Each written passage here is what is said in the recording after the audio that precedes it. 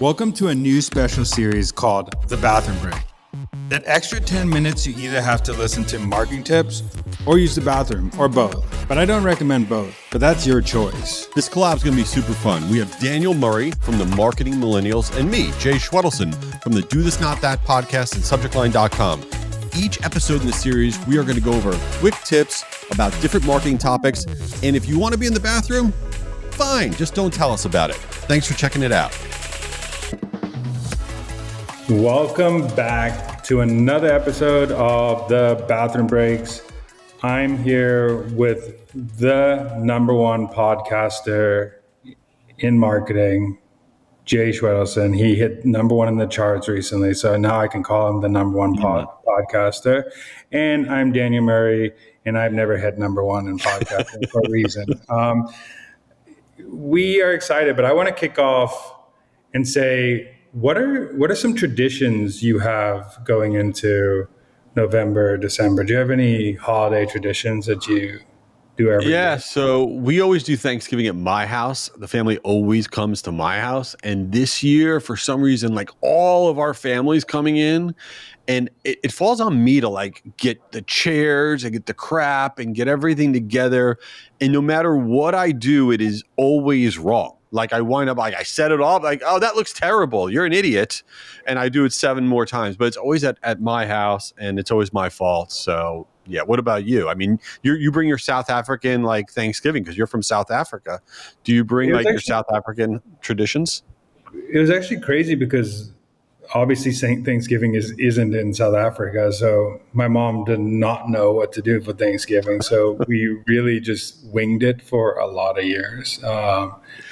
So we don't really have many traditions around this time period. I used to, since my mom was in travel for a long time, usually always during Christmas break, we would plan a trip. So that's the only tradition I've kept for years. I know it's boring, but we've always planned a trip during that time because we have the travel bug in our genes. But probably invite giraffes and donkeys and whatever. Because safari's your backyard, and they all come over like it's Noah's Ark for your Thanksgiving or something. Oh my goodness! Okay, right, let's get into this thing.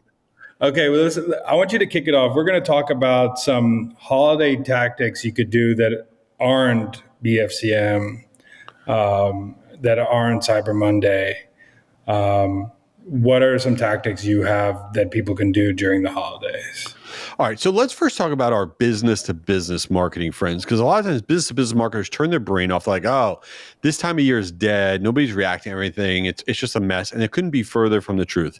I'll give you a couple of things that are kind of interesting. So from the data that we see, December 1st to December 15th, if you're sending out sales-oriented, text kind of based emails to contacts that are director level and above, so directors, vice presidents, C-level, for those first 2 weeks of December, we see a 28% higher average click-through rate on those emails to that audience than any other time of the year. And the reason being is those executives have a little bit of time for the first time throughout the whole year. So don't turn off your marketing engine if you're a business marketer, because it's actually a perfect time to reach certain audiences.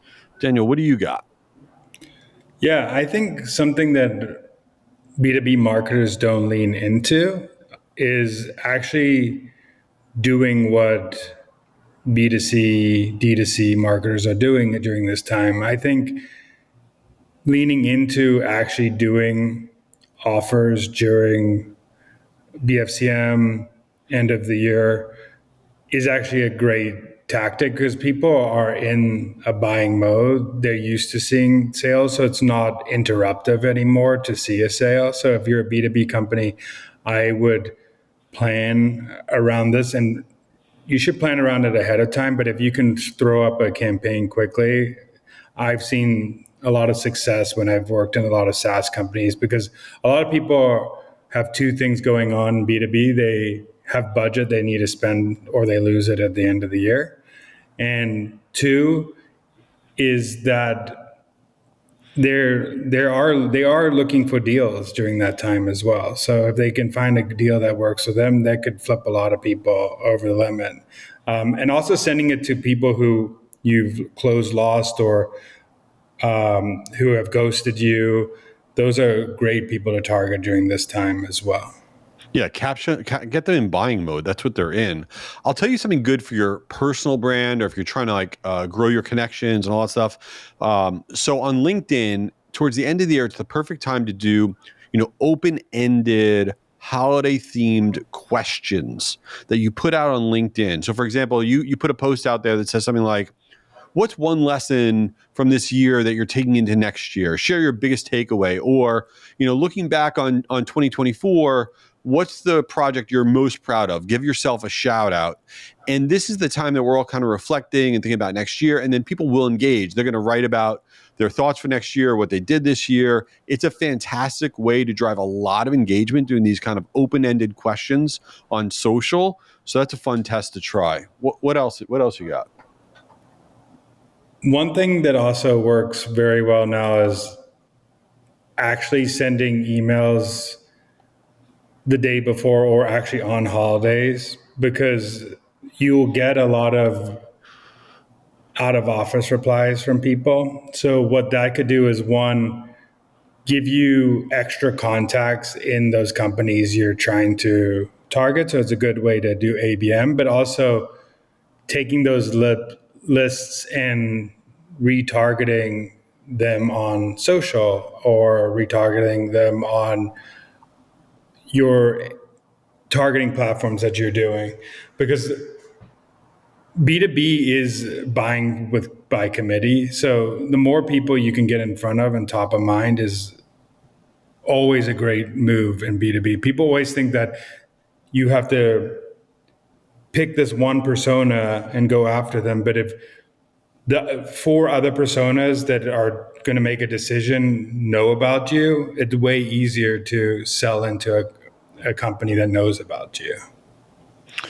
I love that. And it's so true. I mean, leverage those auto replies, get somebody to help. You could either use a system or somebody that's clerical to organize all that data. It is absolute gold. And then the last one I would put out there would be everybody likes to have a loyalty program, but it's really hard to do that, right? You may not have like a rewards program with stars that you earn and points and all this stuff. There's a really simple thing, whether you're a consumer or a business marketer, is at the end of the year, all you have to do is send out, hey, this is for our customers.